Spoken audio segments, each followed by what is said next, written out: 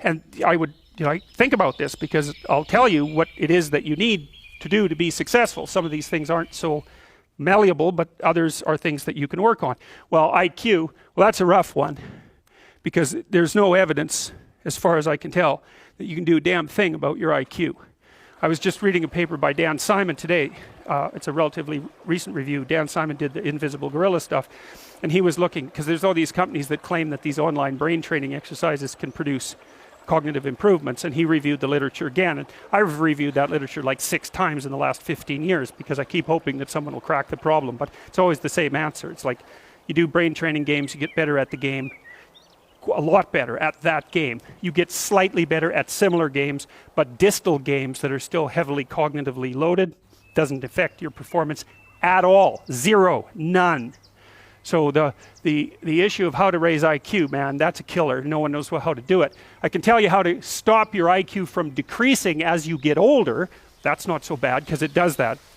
Fluid IQ decreases from the time you're 20 and pretty rapidly. It's physical health is the best preventative. So exercise, physical exercise. Weirdly enough, you think, well, why? Well, your brain uses oxygen like mad, right? And it needs to be kept clean and well oxygenated. And physical exercise, both like weightlifting, so anaerobic and aerobic exercise, both seem to be very, very effective at staving off cognitive declines across the lifespan. So that's a really useful thing to know, because that's the only thing we know that does that. So then the next best predictor of lifetime success is conscientiousness. Well, so, and of the 2 aspects of conscientiousness, say orderliness and industriousness, the better predictor is industriousness. So the question is, well, what can you do about your industriousness? And the answer to that is, well, that's kind of rough too, because there's a strong genetic component.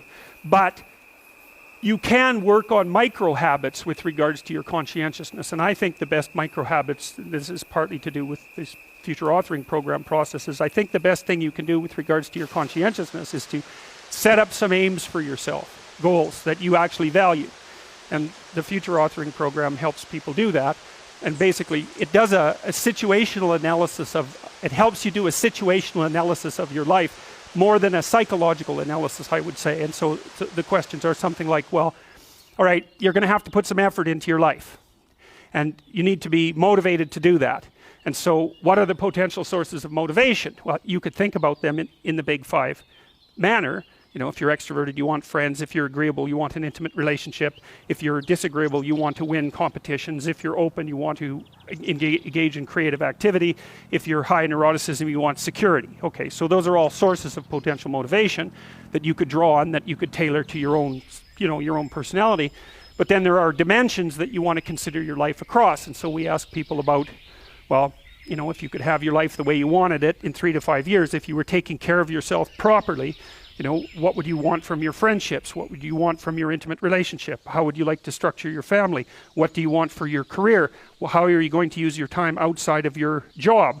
And how are you going to regulate your mental and physical health, and maybe also your drug and alcohol use? Because that's a good place to auger down, because alcoholism, for example, wipes out, 5 to 10% of people. So you want to keep that under control.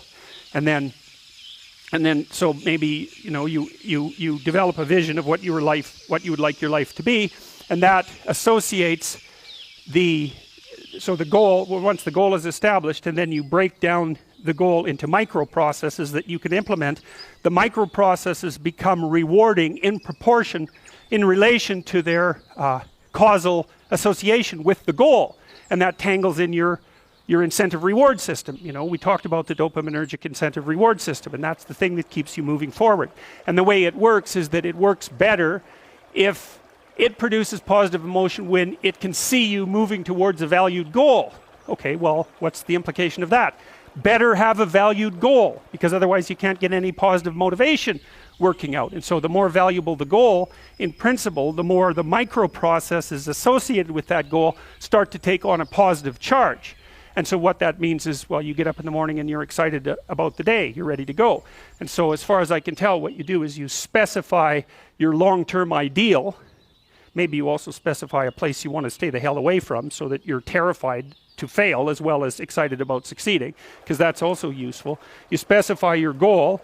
You do that in some sense as a unique individual. You want to specify goals that make you say, oh, if that could happen as a consequence of my efforts, it would clearly be worthwhile. Because the question always is, why do something? Because doing nothing is easy. You just sit there and you don't do anything. That's real easy. The question is, why would you ever do anything? And the answer to that has to be because you've determined by some means that it's worthwhile. And then the next question might be, well, where should you look for worthwhile things? And one would be, well, you could consult your own temperament. And the other would be, well, you kind of look at what it is that people accrue that's valuable across the lifespan. So you do a structural analysis of the subcomponents of human existence, and I already did that. You need a family, you need friends. Like, you don't need to have all these things, but you better have most of them. Family, friends, career, educational goals, plans for, time outside of work, attention to your mental and physical health, etc. That's what life is about. And if you don't have any of those things, well, then all you've got left is misery and suffering. So that's a bad deal for you. So once you set up that goal structure, let's say, and that's really in many ways that's what you should be doing at university. That's exactly what you should be doing, is trying to figure out who it is that you're trying to be, right? And you aim at that, and then you use everything you learn as a means of building that person that you want to be. And I really mean want to be. I don't mean should be, even those things are going to overlap. And it's important to distinguish between those, because that's partly, and this is back down to the micro-routine analysis. So if I was saying, well, you're going to try to make yourself more industrious. Okay, number one, specify your damn goals, because how are you going to hit something if you don't know what it is? That isn't going to happen. And often people won't specify their goals too, because they don't like to specify conditions for failure. So if you keep yourself all vague and foggy, which is real easy, because that's just a matter of not doing as well, then you don't know when you fail.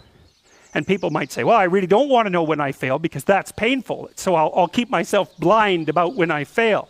That's fine, except you'll fail all the time then. You just won't know it until you've failed so badly that you're done. And that can easily happen by the time you're 40. So I would recommend that you don't let that happen. So that's willful blindness, right? You could have known, but you chose not to. Okay, so once you get your goal structure set up, you think, okay, if I could have this life, looks like that might be worth living, despite the fact that it's going to be, anxiety provoking and threatening, and there's going to be some suffering and loss involved in all of that. Obviously, the goal is to have a vision for your life such that, all things considered, that justifies your effort. Okay, so then what do? Well, then you turn down to the micro routines. It's like, okay, well, this is what I'm aiming for. How does that instantiate itself day to day, week to week, month to month? And that's where something like a schedule can be unbelievably useful. Google Calendar. It's like, make a damn schedule and stick to it. Okay, so what's the rule with the schedule? It's not a bloody prison. That's the first thing that people do wrong. They say, well, I don't like to follow a schedule.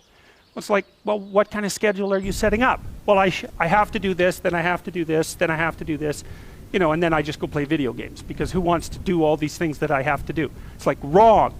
Set the damn schedule up so that you have the day you want.